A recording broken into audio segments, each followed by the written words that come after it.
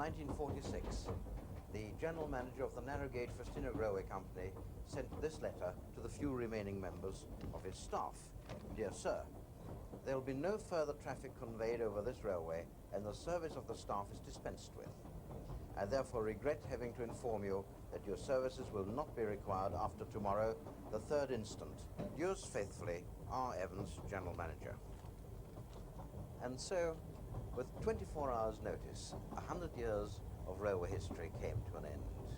Mind you, the Festiniog Railway hadn't carried passengers since before the war, and the once prosperous slate trade had finished. Later on, they even drowned part of the line to make room for an hydroelectric scheme. No death could have appeared to be more final. But impossible though it seemed, the Festiniog rose again from the wreckage. Today, 25 years after it was revived, it carries 400,000 passengers a year and is the most successful private railway in Britain.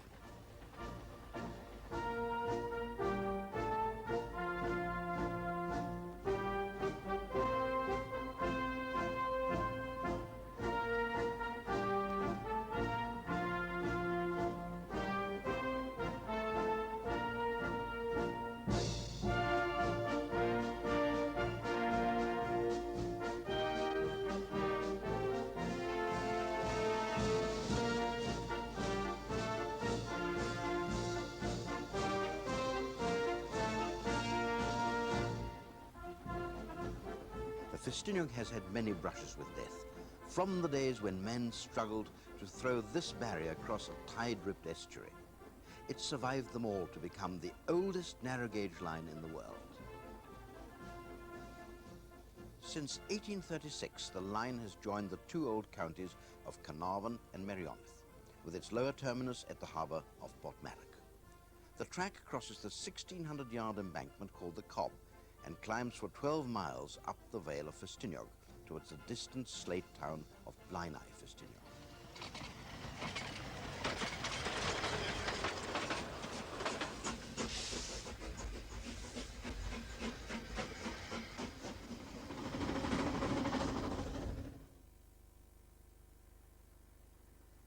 Even the railway's name has not been safe from attack.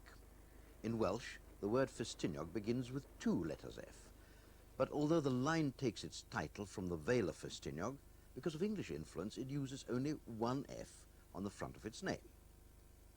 In an area where Welsh is still the first language, the anglicised version is not popular with the Welsh nationalists. There's also a dispute about where the town of Portmeirion got its name. Was it from the legendary navigator Prince Maddock? An old Welsh story claims he sailed to discover America 300 years before Columbus. Or is it more prosaically called after the enterprising William Maddox, who came here to build the Cobb and realize a dream? There would be no Festiniog Railway today without this embankment here, linking Portmeirion with the other side of the estuary and the rest of the line. Things were very different in 1800, when this area was a vast tidal arm of the sea inhabited by just a few fishermen, and the mountains reflected in the water forming a mirror of Snowdonia.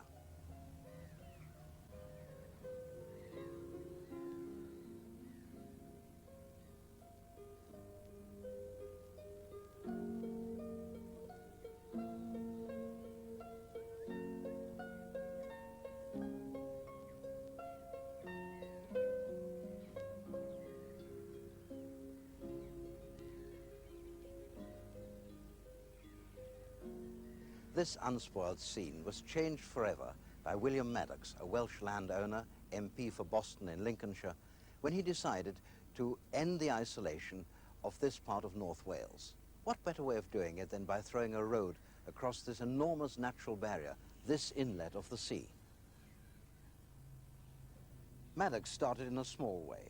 He found that local farmers had tried to wrest little bits of land from the sea by building embankments at its edge. He took over a house strategically situated looking out across the estuary and reclaimed the land immediately below it with a small trial dam of his own.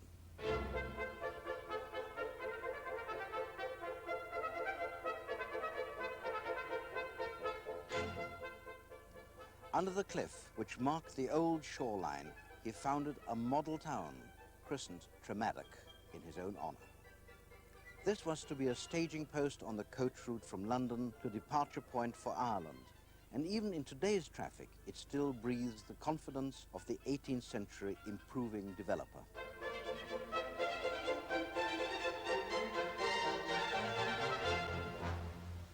Maddox's next step was to drain 4,000 acres of the great estuary, keeping out the sea with a mile-long barrier called the Cobb.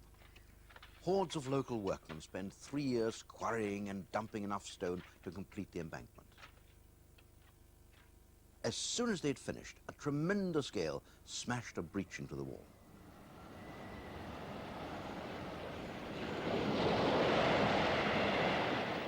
Maddox's plans and the yet unbuilt Festiniog line were already in dire trouble. Riptides tore at the barrier while Maddox hovered on the edge of bankruptcy. To the rescue came the poet Percy Bysshe Shelley, one of the more unlikely characters to appear in the Festiniog story. He put himself down for a £100 subscription, worth about £5,000 today, and took a lease on the house that Maddox had built high above the Cobb. From there, he helped persuade local gentry to send men and horses to reinforce the wall. After strenuous efforts, the barrier was repaired, the sea driven back, the Cobb was saved. Maddox's plan had succeeded. But now events took over. Away in the hills, the local quarries were looking for a cheap way to send their slates to market. And at sea level, changes beside the Cobb produced their own surprise. The River Glaslyn, dammed by the Cobb, soon scoured a deep channel at one side of the embankment, which formed a sort of natural harbour. It was christened Portmeirion. Now, to men of intelligence, the conclusion became obvious. A railway to take the slates down from Blynie across Mr. Maddox's new embankment to ships waiting right here. And so, in 1836, the Festiniog Railway was born.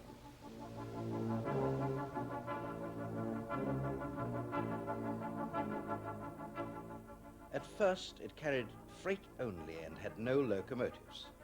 Trains ran down the whole way under their own weight, and the empty wagons were hauled up again by horses, which had ridden down with the trains.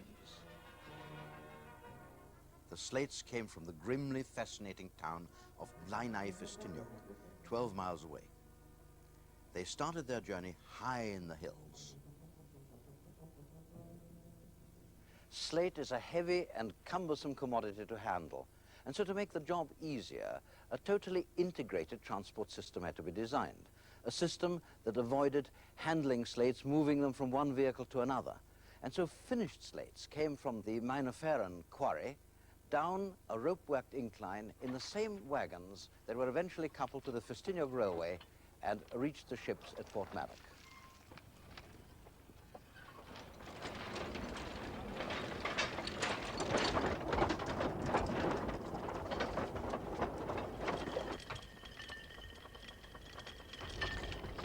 So the 2-foot separation of these rails also decided the width of the narrow gauge of the Festiniog. In some ways, the line is simply an overgrown mine railway.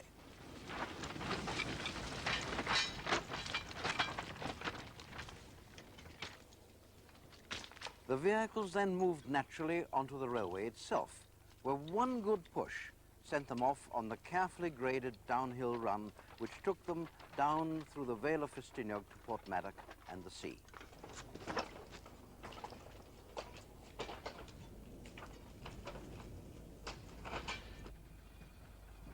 As trains got longer and heavier, the railway horses found it more difficult to haul the trucks back up to Blynie.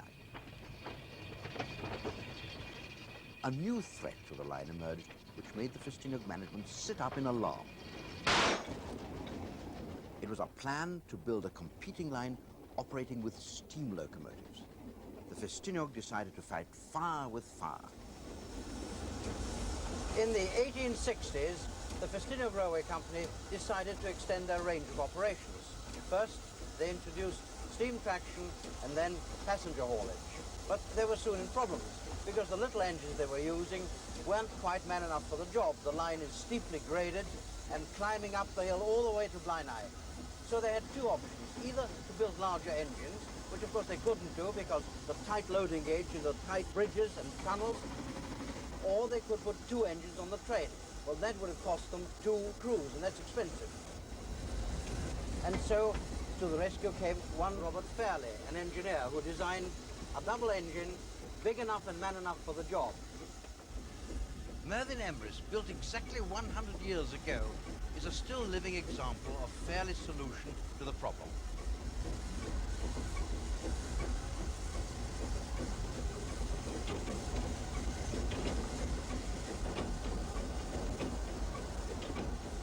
Fairley's answer included several new ideas. He produced a remarkable locomotive which is basically 2 engines bolted together back to back in a push-me-pull-you sort of fashion.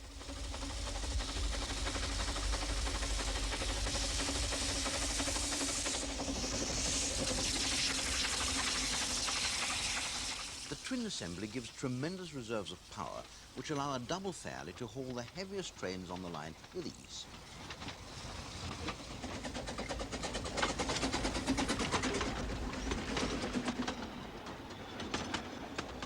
The great Robert Stephenson said it was impossible to use big steam engines on this narrow gauge line, but Fairley had radical ideas about steam locomotives, easily 50 years in advance of his time.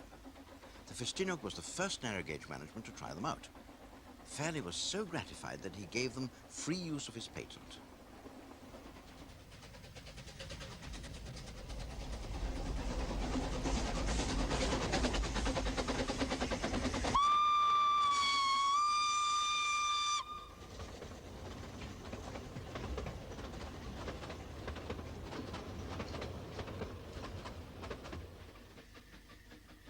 The design broke away from the idea that wheels had to be fixed rigidly to the frame of the locomotive. Fairley mounted them on subframes which could swivel and powered them with steam supplied through flexible pipes. So the front end of the locomotive could enter a curve before the back end came off the straight.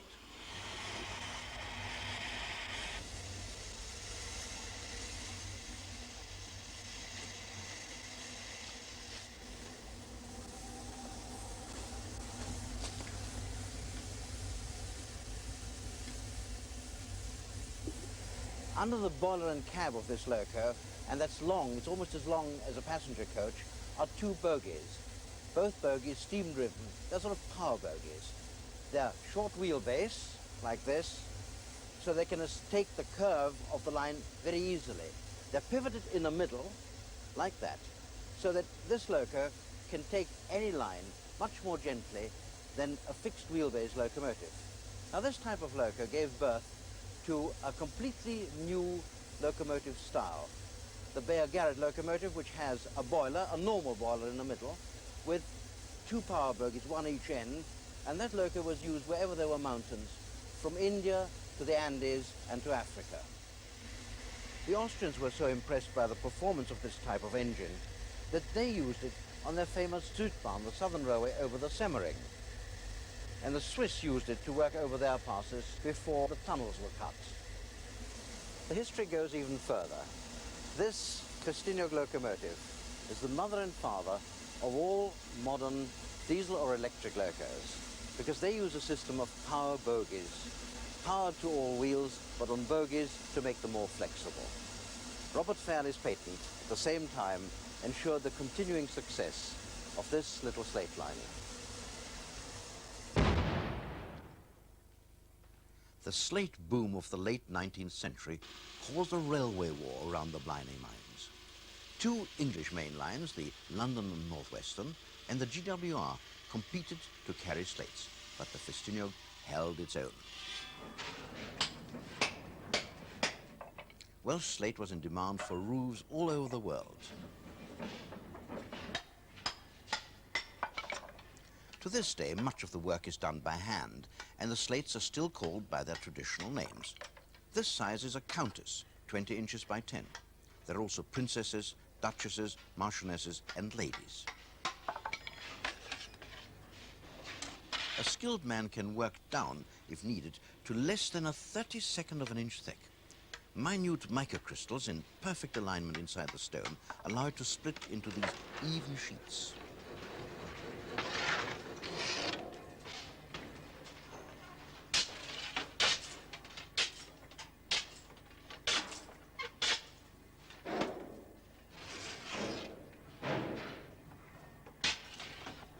For 40 years, dressed slates were shipped all over the world from Portmeirion harbour.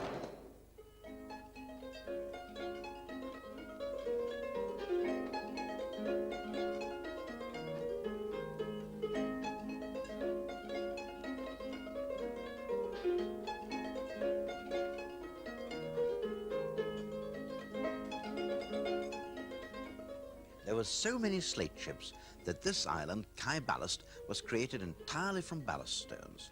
They were discharged by boats returning to collect fresh cargoes from the Festiniog wharves. But the ever-threatened railway line now faced an increasing series of problems. In the early 1900s, a great 3-year strike in the quarries badly damaged trade. Railwaymen working on the Festiniog were laid off, but the line continued working. The First World War crippled slate production. The Festiniog limped on with an unexpected government subsidy.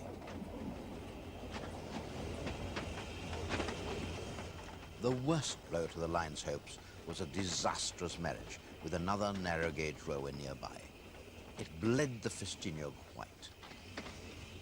By 1920, Portmeirion harbour was dead. The quays were empty, and the railway lingered on carrying tourists. In 1946, it too gave up the ghost. From Blaenau to Portmeirion, the wagons ground to a halt. Weeds grew on the track, and rolling stock rotted where it stood.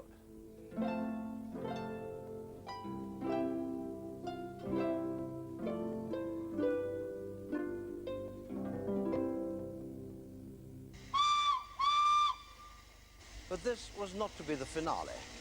Railway enthusiasts, emboldened by the success of the Tallaght Railway, another little slate line not very far from here, decided to tackle this much more heavily engineered line. They found it a formidable task. Righto.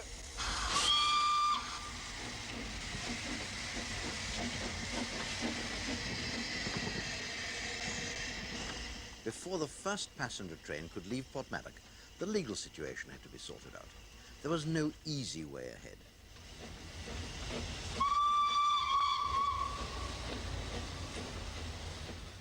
The railway still existed because it had been founded by an Act of Parliament, and apparently only another Act of Parliament could close it.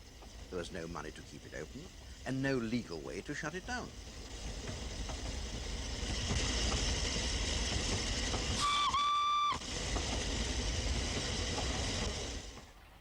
Eventually, in 1954, with the backing of a wealthy enthusiast, the people who believed that the Festiniog could live again gained control of the company.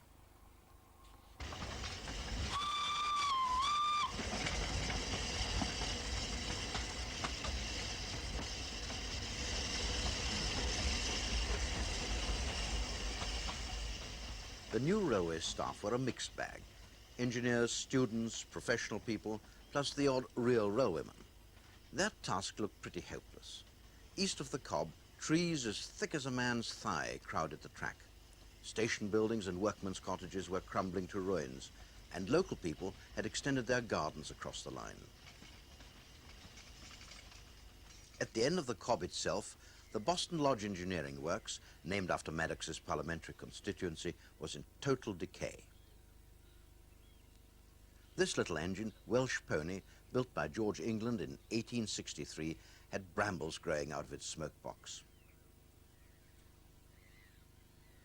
Only belief in their own abilities kept the staff going. One of them is now general manager of the Festiniog Company, Alan Garraway. Our first job was to try to get something happening in the workshops, and we got the simple extractor working after about 2 days of work, a little bit of al fresco repairs in some state, but we got it working. And I can remember that first day very vividly. We came out of the works here with it, and we said, we'll go over to Portmeirion for a drink and to have our lunch. We opened those works gates down there, and then we said, no, we can't. We then spent the whole of the afternoon digging our way through a foot of sand.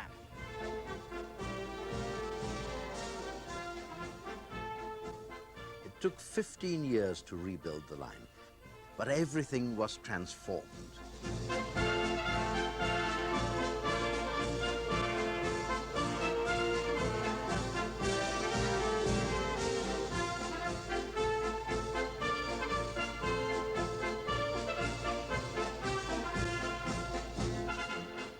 Life and colour returned to the Festiniog, especially to Boston Lodge. It's now a remarkable engineering works. In the erecting shop, Prince is fast approaching completion.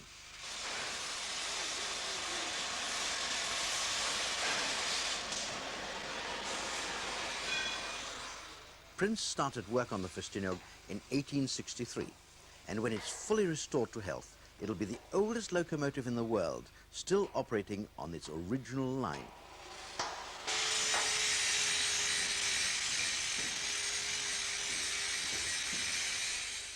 But Boston Lodge does more than reconstruct old engines. One of the secrets of the Festiniog's survival and success is the Lodge's original thinking.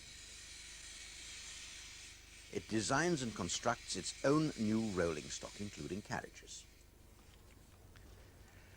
This is a standard modern Festiniog railway carriage, and modern it is in every concept. Corridor connections, wide windows. They're using standard BR sliding windows, and they are making the whole structure, the ribs and the panels here in the shops. The ribs are square section steel, and the panels are welded in. The reason for this is very simple. They don't want a long section for the panels, because otherwise they tend to ripple and they show up, whereas these don't show this. On the other hand, this sort of section matches in with the rest of their carriages, the older ones, and they don't look out of place. But they have another problem, and that is the narrow gauge and the wide carriages. Because on their gauge, the carriages tend to sway a lot.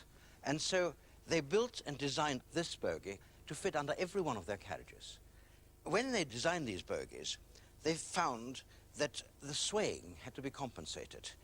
And they looked in the automotive industry and picked up this, an ordinary standard shock absorber, which they mounted, and they're the first railway in this country to use them. And this is the Earl of Merioneth, a magnificent double Fairley locomotive. She was built here at Boston Lodge Works and entered service earlier this year. But look what the 20th century's done for her. Total instrumentation, electric lights, quartz clock, and even a radar speed recorder. Everything that's needed to run a heavily graded and heavily operated modern line. The other locomotives on the line look as if they've always been here. But Boston Lodge has rebuilt them all. Blanche was originally designed for short trips at the Portmeirion slate quarries. Now she has an extra front bogie and a new fuel tender and water tanks, which allow her to make much longer hauls on the Festiniog.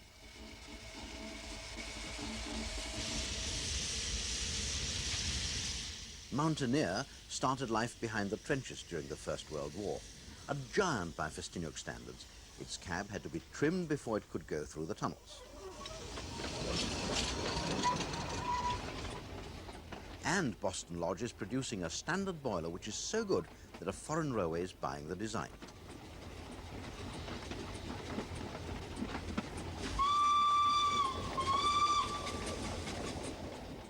All this is very expensive work. How can the company afford it? BR is subsidised unwillingly by the taxpayer. We are subsidised willingly by volunteers. They provide a third of our workforce. And at present day wages rates, that is worth to us of a subsidy of about £150,000 a year. If you add that into our finances, of course it makes things look very different. People today don't like travelling by bus. I don't know why, but they just don't. Or perhaps I do know why. But they prefer to travel by train, and after all said and done, when you're in beautiful country, a large amount of the people that are travelling are people on holiday.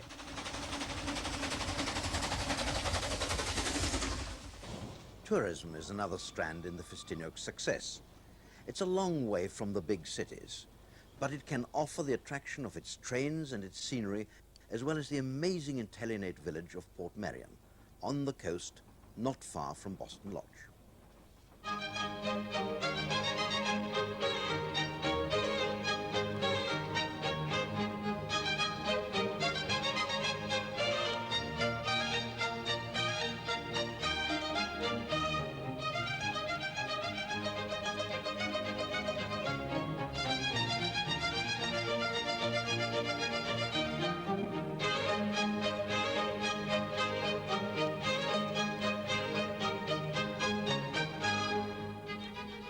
Clough Williams-Ellis was an endearing and sensible architect.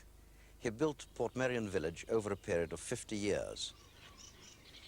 And like a real village, it took 50 years to establish itself organically. He called it a haven for fallen buildings, because most of the buildings here were rescued from the breaker's yard. It's a sort of folly in a grand scale, partly to satisfy his own sense of the aesthetic, and partly to show with an impish humor that architecture could be fun. What's clever about it is that he let the buildings he finished as holiday homes to carry on paying for developing the village further. As you walk around, you don't know what it is that gives you an impression of depth and size until you discover that the whole of Portmeirion is built like a theatrical set. Look at a vista from one end and it seems straightforward. Look at it from the other, and the seeing eye realizes that the perspective is cheated to make the view seem endless. Visitors accustomed to the solidity of the railway discover that windows are painted on walls, and beams, which appear to be end rafters on a sloping roof, are stage devices, concealing a flat roof which cannot be seen from below. This building looks like a town hall or a manorial building, full scale, and indeed it is. But look at this. The ground floor has been sawn off to create an effect, because look how easy it is for me to touch the top of the arch here. The whole of the Vale of Portmeirion is like this. It's designed to stimulate your mind and allow you to dream during broad daylight.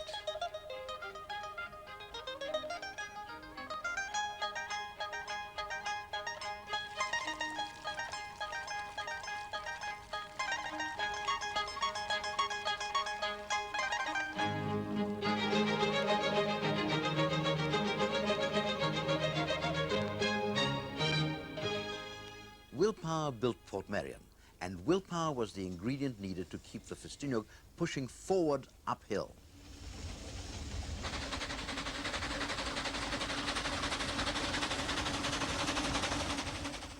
Herculean efforts got it working again to the central station at Tannebuch, and from then on there were real problems.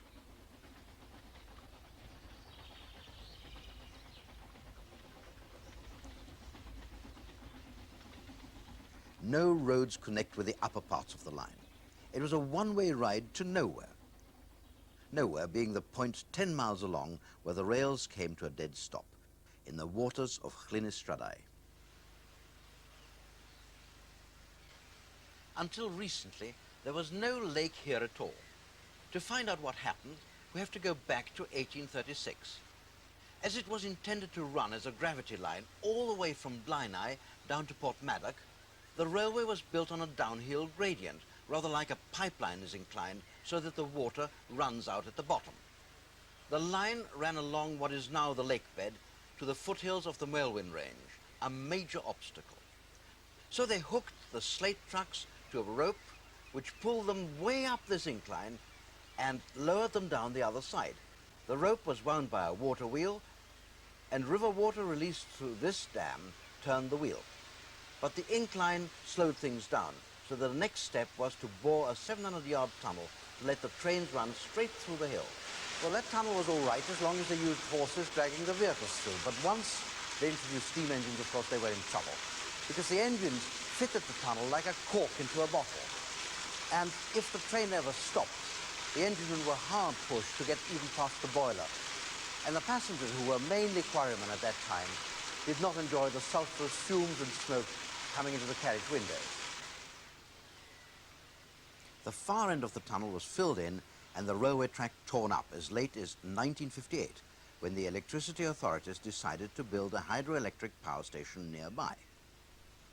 They created an artificial storage lake, Clinistradi, which seemed to block forever any chance of trains running through to die-Thu. The lake extended half a mile between the tunnel and die and drowned the line. The new management of the railway then fought the Electricity Generating Board in one of the longest legal battles in history, and they won compensation. In theory, they could now rebuild the line. But how?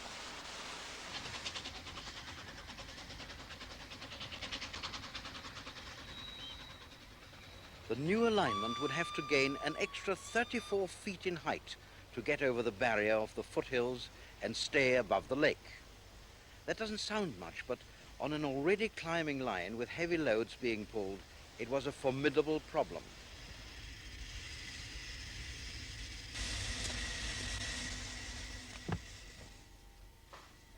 It didn't seem possible that trains could ever enter this section of the line again.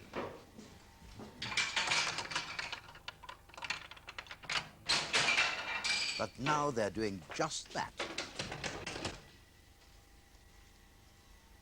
Train number 7 at Giraffe. Right, thank you.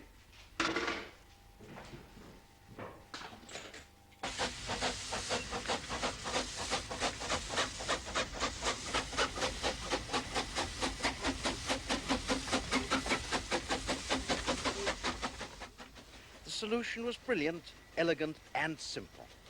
Gain the height in the station below the lake. A climbing spiral takes the line in a 360-degree loop, which gains all the altitude required with very little waste of land.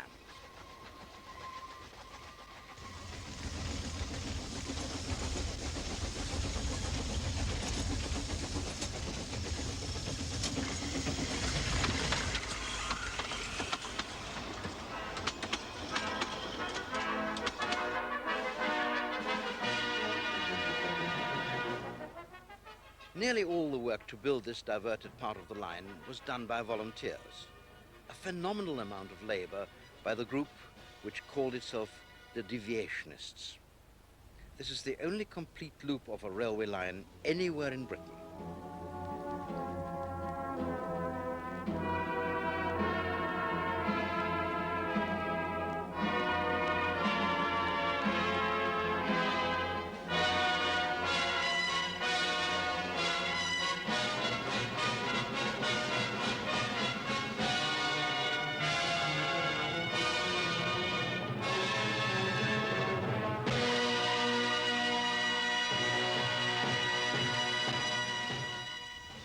At the summit, the line levels out on its way to a new tunnel cut well above the lake level.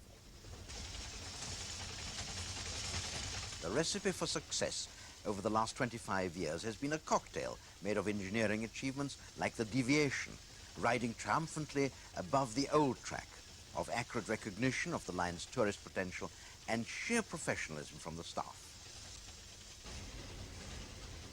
No one on the Ffestiniog is just playing trains. Alan Garraway. We are running one of the busiest railways on a single line anywhere in the world. We're running practically to maximum capacity, and we have therefore got to run it extremely efficiently. We have connections to make with BR.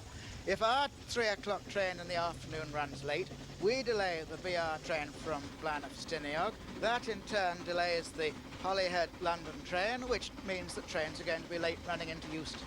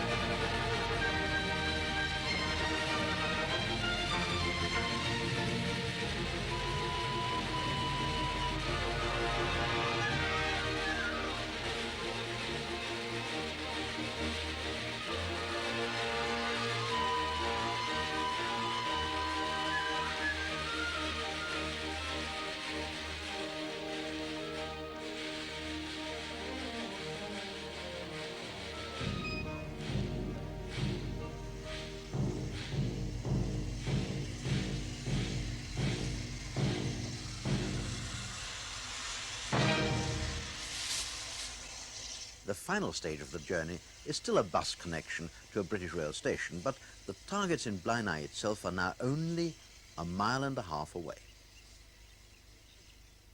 A footpath-like cutting is waiting to carry one track to the slate mines which created the need for the original line. But it will now carry walking freight, tourists. And at the end of the second branch, passengers will be able to get out of the Festiniog's narrow-gauge trains and transfer immediately to British Rail. The new station will be in the centre of Blaenau-Festiniog, built on the ruins of the Great Western Terminus. Two old enemies, the Festiniog and the GWR, will be working together at last.